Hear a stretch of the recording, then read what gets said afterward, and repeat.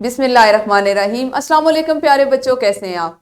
यकीनन ठीक होंगे, तंदुरुस्त होंगे। प्यारे बच्चों, जैसा कि आप जानते हैं हम सब मिल के पढ़ रहे हैं उर्दू जमात पंचम,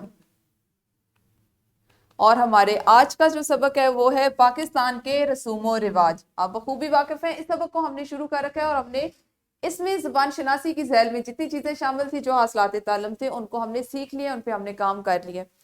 आज हम अपने चौथे सबक को तीसरे हिस्से में पढ़ने जा रहे हैं। सबक नंबर 4.3 है और आज के सबक के हासिलात ताल्लुम कुछ इस तरह से हैं। इस्तेहसानी और तनकीदी गुफ्तगू कर सके, यानी आज के सबक की तकमील के बाद इंशाअल्लाह आप इस काबिल हो जाएंगे कि इस्तेहसानी या तनकीदी गुफ्तगू कर सकें और किसी तकरीब, त्यौहार, मेले या नुमाइश को देखकर इसकी किसी मखसूस सरगर्मी पर अपने रद्द अमल का इजहार कर सकें। ये वो हासिलात ताल्लुम है जो हमारे आज के सबक का हिस्सा रहेंगे, जो आप सीखेंगे। उससे कबल हम देख लेते हैं हमारा इस्लामी नुक्ता नज़र या आज के सबक का इस्लामी पहलू क्या है। रसूल अल्लाह सल्लल्लाहु अलैहि वसल्लम ने फरमाया, जिसने किसी मुसलमान की पर्दापोशी की, अल्लाह ताला क़यामत के दिन उसकी पर्दापोशी करेगा। सही बुखारी की यह हदीस है जिसमें मुसलमानों की पर्दापोशी करने के बारे में कहा गया। आप जानते हैं कुरान पाक में भी इसका जिक्र आया है कि अगर आप कोई ऐसी चीज जो खुद आप आंखों से देखें, कानों से सुने, तो उसको भी फैलाने से गुरेज करें। हो सकता है कि आपकी आंख जो कुछ देख रही हो, आपके कान जो कुछ सुन रहे हो, उसका मकसद या वो चीज वैसी ना हो जैसी दिखाई दे रही हो। तो प्यारे बच्चों, हमें हर मामले में बात को छुपाने के लिए कहा गया है, उसकी पर्दापोशी करने के लिए कहा गया है, खसूसन वो बातें, वो मामलात जिनसे किसी को नुकसान पहुंच सकता हो। तो अमली जिंदगी में ये एक बहुत अहम काम है, इसको अपनी जिंदगी का हिस्सा बना लें। अगर आप कहीं पे कोई बुराई, कोई ऐसी चीज जो आपकी मर्जी के मुताबिक नहीं है, जो आपको लग रहा है कि दुरुस्त नहीं है, हो सकता है वो आपको ऐसा लग रहा हो, उसको फैलाने से गुरेज करें। ऐसी चीजों को इर्द गिर्द फैलाने, दूसरों तक पहुंचाने से गुरेज करना चाहिए, पर्दापोशी करें। प्यारे बच्चों, जरा पहले हम कर लेते हैं दोहराई। दोहराई में आपके लिए चंद जुमले लिखे गए और आपने हर जुमले में मुनासिब जगह पर, उसके दरमियान में, उसके इख्तिताम पर, जहां भी जो बेहतरीन दुरुस्त रमूज़े औकाफ इस्तेमाल होंगे वो आपने लगाने। सबसे पहला जुमला है, तुम मिट्टी क्यों खोद रहे हो। इसमें कौन सी रमूज़े औकाफ की कौन सी अलामत इस्तेमाल की जाएगी? अपना काम ध्यान से करो। अकबर अली का भाई बड़ा अच्छा इंसान है। सारा, आलिया, नीलम और कुबरा मेरी जमात में पढ़ती हैं। इनमें आपने तमाम ये जो जुमले पढ़े, इनमें जो जो रमूज़े औकाफ की अलामतें इस्तेमाल होती हैं वो लगानी है। उसके लिए ज़रूरी है कि आप वीडियो को यहीं पे रोकें। आपकी मुअल्लिमा एक एक जुमला आपसे पूछती जाएंगी। जिस बच्चे को ये यकीन हो कि उस जुमले में कौन सी अलामत आएगी, वो हाथ खड़ा करे और मुअल्लिमा को बताए। जी, तो यकीनन दोहराई तो आप लोगों ने कर ली होगी। प्यारे बच्चों, किसी भी चीज़ या सरगर्मी को देखकर हम इसके बारे में अपनी एक राय देते हैं। हमें आज़ादी होती है कि हम किसी चीज़ को देखें, किसी वाक़े को देखें तो उस पर राय दें, खा वो चीज़ अच्छी हो या बुरी। उस राय को ही रद्द अमल कहा जाता है। ज़रूरी नहीं है कि जो चीज़ मुझे पसंद हो वो आपको भी पसंद हो। जो चीज़ आपको अच्छी लग रही हो वो किसी और को भी अच्छी लग रही हो। जो चीज़ आपके दोस्त को पसंद हो वो आपको भी पसंद हो। जहाँ पे हमें हमारे दीन ने भी पसंद और नापसंद में आज़ादी का हक दे रखा है, ऐसा ही हमारी अमली ज़िंदगी में भी होता है। जब हमें किसी भी चीज़ पे आज़ादी दी जाती है कि हम उस पर अपनी राय का इजहार करें, उसकी हमारी राय उसके बारे में खा अच्छी हो खा बुरी, तो उसको हम अपना रद्द अमल कहते हैं। यानी किसी चीज़ को देख के जो हम जाहिर करते हैं वो हमारा रद्द अमल होता है। हमने आज सीखनी है इस्तेहसानी और तनकीदी गुफ्तगू। इस्तेहसान का मतलब है सराहना या तारीफ करना। किसी चीज़ में जो उसकी खूबियाँ, जो उसकी अच्छाइयाँ हैं, जो उसके औसाफ हैं, उनको बयान करना, उसकी तारीफ बयान करना। इस्तेहसानी रद्द अमल से मुराद ये भी है कि किसी तहरीर या सरगर्मी की खूबियों को सराहा जाए।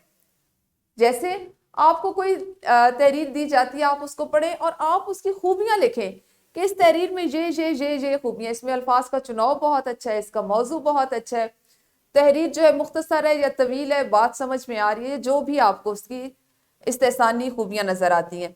इसी तरह से तनकीद का मतलब होता है किसी खामी की तरफ इशारा करना, जो हम आम तौर पे अपनी बोलचाल में भी कर रहे थे, नहीं वो मुझे पसंद नहीं है, मुझे उसका लिबास अच्छा नहीं लगा, مجھے اس کے بالوں کا جس طرح وہ آج کنگھی کر کے آئی ہوئی ہے یا کنگھی کر کے آئے، جس طرح بال بنا کے آئے، مجھے وہ اس کا انداز پسند نہیں ہے. یہ کیا ہوتا ہے؟ تنقید ہوتا ہے.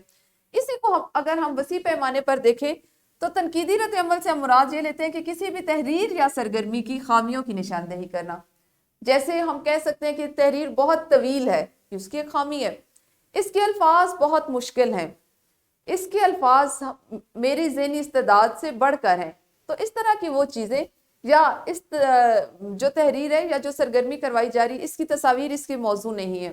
اس طرح کے مختلف جملے، مختلف چیزیں جو آپ سیکھتے ہیں وہ آپ کا تنقیدی رد عمل ہوتا ہے، اور یہی چیز آپ نے آج کے سبق سے سیکھنی ہے، اس کو عمل کرنا ہے. پیارے بچوں، آج ہم نے چونکہ اپنے سبق کا باقاعدہ متن کی پڑھائی کرنی ہے، اس کی بلند خوانی کرنی ہے، تو اس سے قبل ہم دیکھ لیتے ہیں اس کے خاص الفاظ.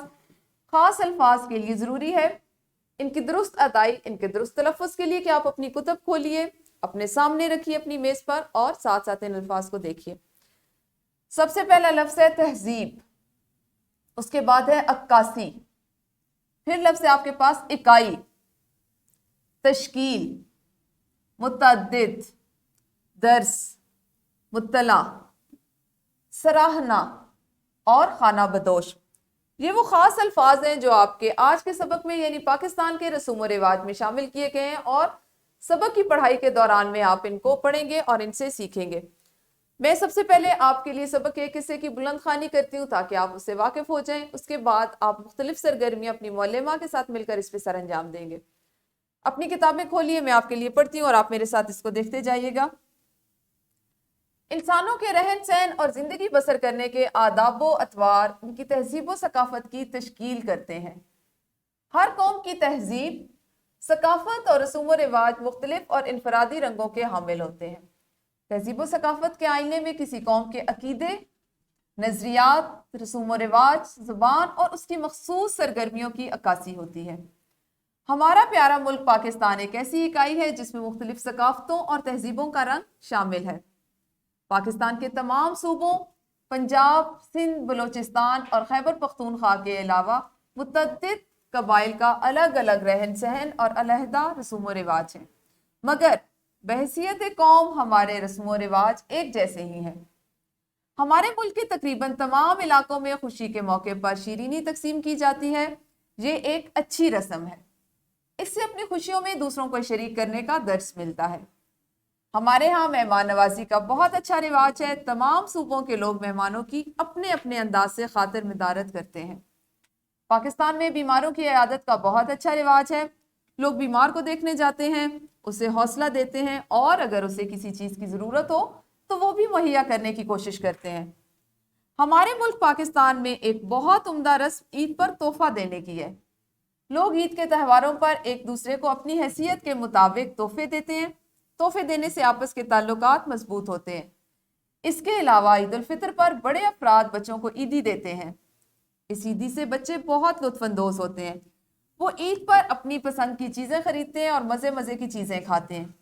اسی طرح شادی بیاہ کے موقع پر انجام پانے والی رسومات میں بھی بہت رنگا رنگی ہوتی ہے. ہمارے یہاں مختلف تہواروں پر دیگیں پکوا کر محلے اور بازاروں میں بانٹی جاتی ہیں. یہ وہ سبق ہے جس کو آپ نے ابھی پڑھا. اب آپ نے ویڈیو کو یہیں پہ روکنا ہے اور اپنی معلمہ کے ساتھ مل کر باری باری اس کے ایک ایک اقتباس کی یا مختلف اقتباسات کی بلند خوانی کرنی ہے.